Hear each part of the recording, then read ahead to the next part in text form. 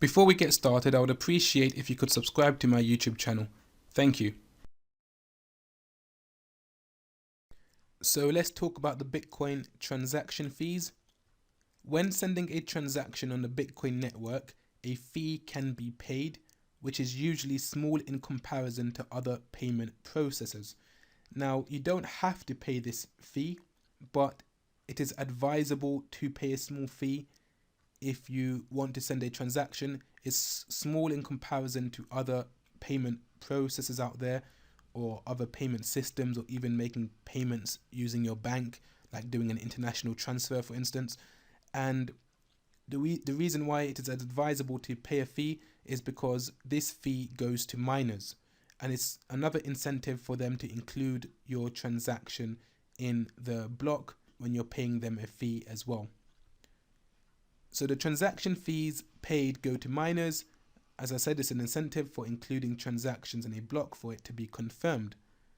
Now, if you don't pay them a fee, it's not necessarily the case that your transaction won't be confirmed, but all it means is that your transaction would not be given priority over those who are paying fees.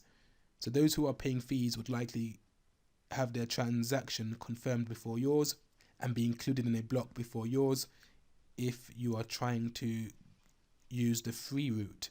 So as well as receiving the Bitcoin mining reward for solving a block puzzle, a miner would also be rewarded with all the transaction fees of every single transaction within the block. So remember, a block does not just contain one unconfirmed transaction, it can contain multiple unconfirmed transactions, and all the fees of those unconfirmed transactions, as well as the mining reward fees, goes to the miner if he is the one that solves the block first.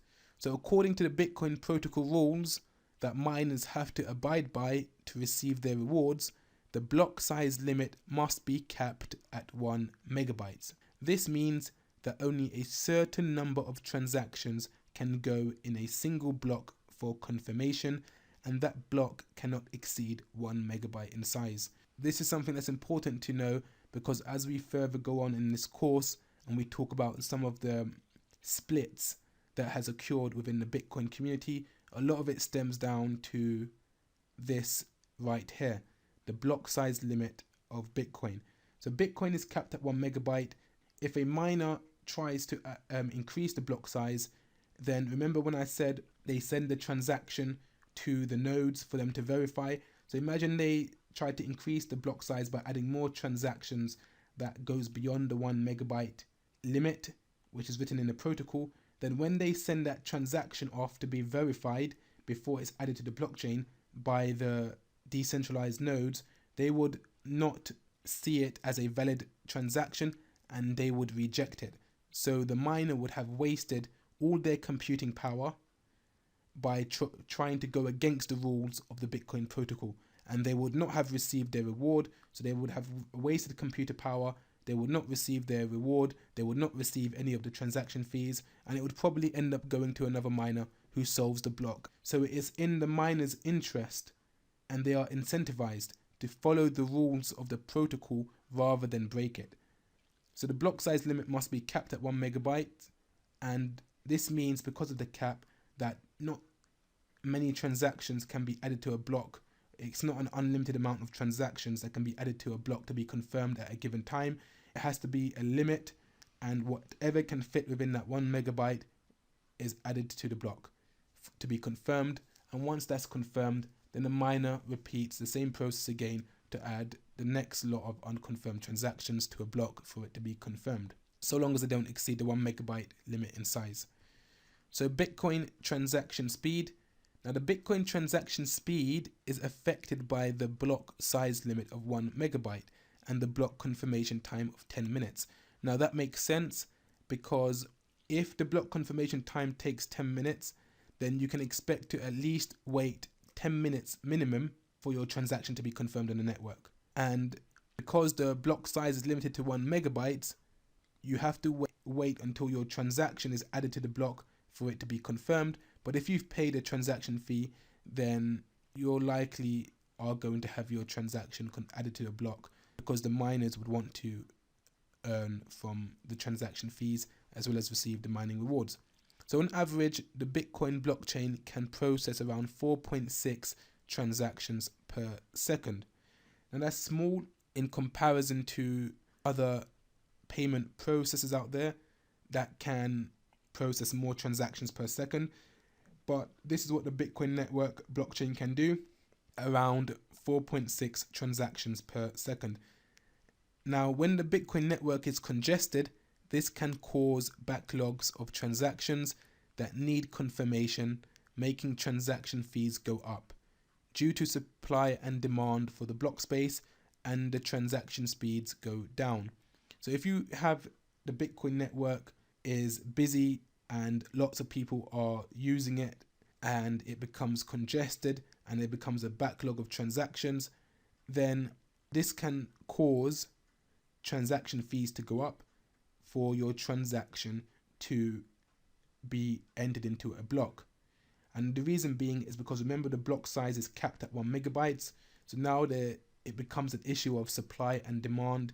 There's limited supply of block space and there's a lot of demand for transactions to be entered into the block to be confirmed for this block space. There's a lot of demand for this block space. So now the transaction fees may raise a bit and the transaction speeds may also go down because the miner has to confirm that block, then go on to the next block and confirm that, and it takes on average every 10 minutes.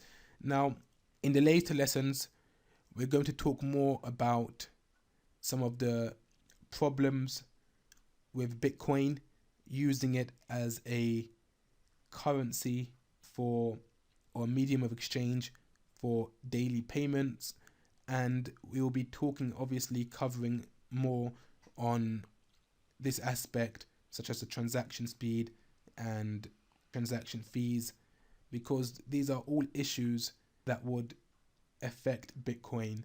So this also makes people wonder whether Bitcoin is a currency or medium of exchange, or whether it is something else, something better or more valuable. And also I'll be giving you my take on what I think Bitcoin is and where it's going and so on, but these will be in the future lessons. So let's continue. Are Bitcoin transactions anonymous? No, not completely. They are what is known as pseudonymous, but they give the appearance of anonymity online. So Bitcoin transactions are not really anonymous. They give the appearance of anonymity, but they are not completely anonymous. For example, Bitcoin transactions, when viewed on the ledger, are just addresses that does not directly link to your identity. So people may assume now, because it only shows an address, and if I was to look at their ledger, I would just see loads of different addresses. I don't know who it belongs to. So people may assume this gives them anonymity. However, it does and doesn't, and I would explain more. So an address can be linked to an individual, and these are some cases as to how an address can be linked to an individual. For instance, a public figure can post their Bitcoin address, so now he's taken away any anonymity by letting everyone know this is his Bitcoin public address, which everyone can follow on the blockchain and see what he does with any transactions that enter that address. Imagine, for example, why would someone give their public address if they are accepting donations in Bitcoin? So that takes away from it being anonymous, and an address can be linked to an individual due to them making it public or by having to complete KYC on exchanges. So many exchanges now, as a result of legal requirement, have to perform KYC, and that's called Know Your Customer, and they do this to prevent money laundering and stuff like that. So Know Your Customer is basically, you'd have to submit your ID, proof of identity, to an exchange in order to use it to be able to trade Bitcoin. So that's one way now your addresses or your identity could be made public if you use Bitcoin. Not public necessarily, but it could be made not anonymous because the exchange now knows your identity. And if there is ever a police investigation, then of course the exchange would give your details up to any authority, and they would have your identity, and they would have all your Bitcoin addresses that you've used from that exchange, and they would be able to follow those transactions. So another way Bitcoins can be made not anonymous is through Bitcoin transaction analysis, and this is to trace back to an IP address or an exchange account. So usually I'll say government or authorities, they can, because the ledger is public, they can analyze, if they have time on their hands or they're investigating something, they can analyze all the blockchain addresses, and they can notice patterns of where these transactions originated from, where it's coming from, and then maybe that pattern, when they link it, when they follow the transactions, it links to an exchange. And this is an exchange now where you have handed in your KYC, and then they get in contact with that exchange, they get your KYC, and they know from the exchange who those Bitcoin addresses belongs to, and then they'll be after you if you're doing anything illegal. And it's also possible maybe to trace back to an IP address as well. So to assume Bitcoin is completely anonymous, that's wrong. It is something that is known as pseudonymous, and that is where nobody actually knows whose public address belongs to who until something is done to reveal your identity, to directly link you to those addresses. And whether that is through an exchange, whether that is through you making it public, something has to be done in order for you to reveal your identity. Then it is possible to see all the transactions they have ever made. So once your identity is linked to a particular address, it's possible now to see all the transactions that you have made from that address. People may not necessarily see what you've purchased, but they can see where your transactions have went to and can somehow be linked to a real world identity. And from these transactions, they can also follow it up to see who was behind these transactions. So thus, Bitcoin is not actually great for money laundering, tax evasion, or illegal activity, as people may think. So you may hear a lot of people say, oh, Bitcoin is only good for tax evasion, or it's only used by criminals to buy drugs, or it's only used by criminals for money laundering or illegal activity. And I'll be frank with you, if you're a criminal, it's best you stick with cash because it's safe rather than using Bitcoin, because it's not necessarily the case that if you use Bitcoin, your identity would be hidden.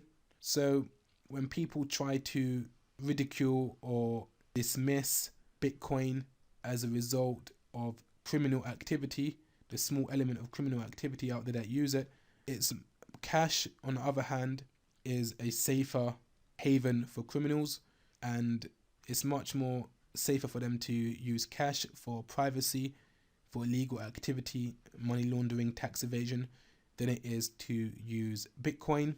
Now, obviously, that being said, Bitcoin can be made private if you are careful as to how you use it.